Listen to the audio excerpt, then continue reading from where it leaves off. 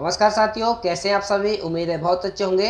Army Agniveer 2024 के जो exam चल रहे हैं उसमें ट्रेडमैन का जो 30 अप्रैल का जो पेपर था उसके थर्ड शिफ्ट के पेपर का एनालिसिस हम करा रहे हैं। देखिए किस प्रकार से प्रश्न पूछे जा रहे हैं, इस हम एनालिसिस में आपको पूरा बताएंगे। और इनको हमारे जो है छात्र उन्होंने मैसेज या कॉल करके हमारे पास भेजे हैं क्वेश्चनों को। तो आप अगर आप पेपर देख रहे हैं तो बताना कि इसी प्रकार के क्वेश्चन आए या नहीं। तो प्लीज़ साथियों, अगर आप हमारे चैनल पर नए हैं तो चैनल को अवश्य सब्सक्राइब करें। तो चलिए शुरू करते हैं। देखिए क्या क्या पूछा गया। देखिए यह क्वेश्चन पूछा गया, श्री राम कौन से युग में थे। तो श्री राम कौन से युग में थे ये पूछा गया, तो ये हमारे त्रेता युग में थे। और अगर श्री कृष्ण के बारे में पूछा जाता तो ये द्वापर युग से थे। ठीक है। देखिए ये भी क्वेश्चन पूछा गया, द्रोणाचार्य पुरस्कार किसे दिया जाता है। तो द्रोणाचार्य पुरस्कार हमें जो है कोच के क्षेत्र में दिया जाता है। जो कोच होते हैं खिलाड़ियों के, उनके क्षेत्र में कोच को दिया जाता है द्रोणाचार्य पुरस्कार। और अर्जुन पुरस्कार और हमारे मेजर ध्यानचंद पुरस्कार ये हमारे खिलाड़ियों को दिए जाते हैं। और ये जो है द्रोणाचार्य पुरस्कार कोच को दिया जाता है। ठीक है। तो चलिए देखिए क्या और क्या पूछा गया। जनगणना से बहुत ही ज़्यादा क्वेश्चन बन रहे हैं साथियों। तो जनगणना से यह क्वेश्चन पूछा गया, 2011 की जनगणना के अनुसार सर्वाधिक जनसंख्या घनत्व वाला कौन सा राज्य है। तो सर्वाधिक जनसंख्या घनत्व वाला राज्य कौन सा है ये पूछा गया है। तो देखिए इसका जवाब है बिहार। देखिए बिहार सर्वाधिक जनसंख्या घनत्व वाला राज्य है हमारा। ठीक है। और अरुणाचल प्रदेश सबसे कम जनसंख्या घनत्व वाला राज्य है। और साक्षरता में पूछा जाए तो सबसे अधिक साक्षरता में केरल है। आइए देखिए और क्या पूछा गया। भारतीय जनता पार्टी के अध्यक्ष कौन है ये पूछा गया है कि भारतीय जनता पार्टी के जो अध्यक्ष हैं, बीजेपी जो पार्टी है बीजेपी, तो बीजेपी पार्टी के अध्यक्ष के बारे में पूछा गया है। तो ये है कौन, जगत प्रकाश नड्डा। इनको जेपी नड्डा के नाम से भी जानते हैं, जेपी नड्डा। ठीक है, जेपी नड्डा के नाम से भी जानते हैं, जगत प्रकाश नड्डा। ये अभी करंट में भारतीय जनता पार्टी के अध्यक्ष हैं। यही पूछा गया। और देखिए ये क्वेश्चन पूछा गया साइंस से, ऑक्सीजन के एक अणु में कितने परमाणु होते हैं। तो ऑक्सीजन के एक अणु में कितने परमाणु होते हैं ये पूछा गया। तो देखिए ऑक्सीजन इस प्रकार से, ऑक्सीजन का जो सूत्र होता है O2 होता है। तो इसका जो एक अणु बनेगा उसमें 2 परमाणु होते हैं। ठीक है। तो इसका जवाब क्या है, 2 परमाणु। ऑप्शन में 2 परमाणु दिया था तो यही इसका सही जवाब है। आइए अगला देखते हैं। ये भी साइंस से पूछा गया, ये फिजिक्स से पूछा गया। एक विद्युत जनरेटर किसे परिवर्तित करता है ये पूछा गया है, ये किसे परिवर्तित करता है। ठीक है। तो ये देखिए यांत्रिक ऊर्जा को विद्युत ऊर्जा में परिवर्तित करता है। यानी जो घूमने वाली ऊर्जा है जैसे जनरेटर और जो हमारे और भी चीज़ें जो घूमने वाली हैं उनको ये क्या करता है, इलेक्ट्रिक ऊर्जा में परिवर्तित कर देता है। ठीक है, विद्युत ऊर्जा में परिवर्तित करता है। तो इसका सही जवाब है यांत्रिक ऊर्जा को विद्युत ऊर्जा में, यही ऑप्शन में था।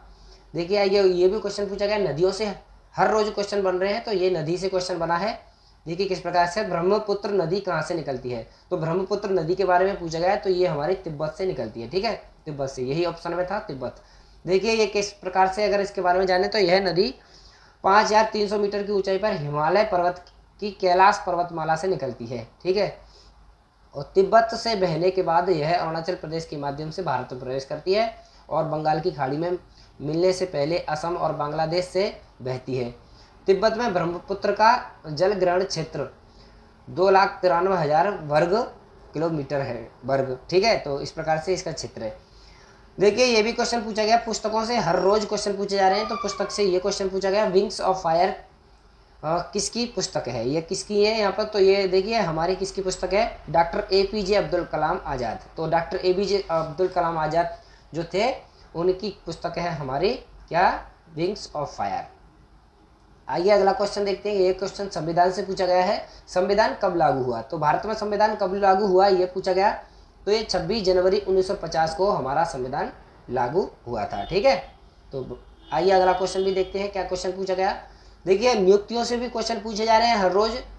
कौन सी नियुक्ति इस प्रकार से, तो ये क्वेश्चन पूछा गया, 31 मार्च 2024 तक नौसेना के अध्यक्ष कौन थे। तो ये एडमिरल R हरि कुमार थे, हमारे एडमिरल R हरि कुमार। ठीक है। देखिए आइए अगला क्वेश्चन भी देख लेते हैं क्या पूछा गया है। तो बाली यात्रा उत्सव किस राज्य में मनाया जाता है। तो ये हमारा उड़ीसा राज्य में मनाया जाता है। ठीक है साथियों, अगर आप इस जो पेपर को देकर आए हैं तो प्लीज़ कमेंट बॉक्स में अवश्य बताएं कि यही क्वेश्चन पूछे गए या कोई और क्वेश्चन पूछे गए, हमारे पास जो छात्रों ने भेजे हैं ये सही है या नहीं। तो कमेंट बॉक्स में अवश्य लिख के अवश्य बताएं। और चैनल पर साथी अगर नए हैं तो प्लीज़ चैनल को सब्सक्राइब अवश्य करें, ठीक है, जिससे आपके पास हमारे जो भी वीडियो हैं वो तुरंत आपको मिल सके। और देखिए ये क्वेश्चन पूछा गया है आधुनिक इतिहास से कि सविनय अवज्ञा आंदोलन कब शुरू हुआ। तो ये कब शुरू हुआ, ये 1930 में शुरू हुआ था सविनय अवज्ञा आंदोलन। तो इसी प्रकार से ऑप्शन में था कि सन दिया था तो 1930। देखिए ये करंट से क्वेश्चन पूछा गया फरवरी 2024 में कौन सा देश ब्रिक्स में शामिल हुआ।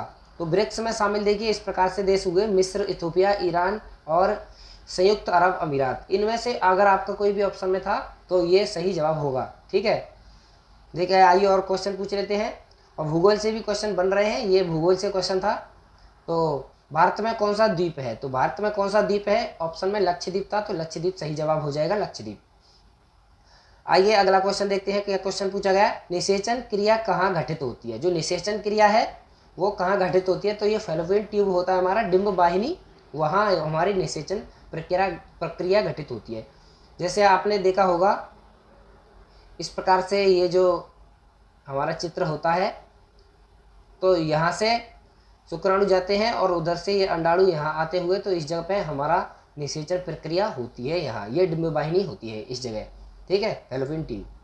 आइए अगला क्वेश्चन, नर मादा में कौन सा प्रजनन होता है। नर और मादा में कौन सा प्रजनन होता है, बायोलॉजी से क्वेश्चन पूछा गया। तो ये यौन प्रजनन होता है नर और मादा में, ठीक है, यौन प्रजनन। देखिए ये भी बायोलॉजी से क्वेश्चन पूछा गया। तो पेड़ पौधों में प्रजनन किस विधि द्वारा होता है। पेड़ पौधों में प्रजनन पूछ लिया गया है, तो ये लैंगिक प्रजनन होता है, अलैंगिक भी होता है। देखिए हम दोनों को आपको बता देते, लेकिन क्वेश्चन में लैंगिक था तो लैंगिक के हिसाब से ये सही हो जाएगा, लैंगिक प्रजनन। देखिए ये कैसे क्या होता है, इसमें पादप में जनन दो प्रकार से होता है, अलैंगिक जनन और एक अलैंगिक जनन। अलैंगिक जनन की कुछ विधियां हैं, जैसे खंडन, मुकुलन, बीजाणु निर्माण और कायिक प्रबंधन, इसी की विधियां हैं, ठीक है। इस प्रकार से अलैंगिक जनन होता है। लैंगिक जनन में आपने देखे होंगे जो हमारे फूल होते हैं, फूल में पुंकेसर, दलपुंज, ये जो इस प्रकार से होते हैं, तो उनमें से इस प्रकार से हमारा लैंगिक जनन होता है फूल के द्वारा, ठीक है। आइए अगला क्वेश्चन देखते हैं, मलेरिया किस कारण नहीं फैलता। तो मलेरिया किस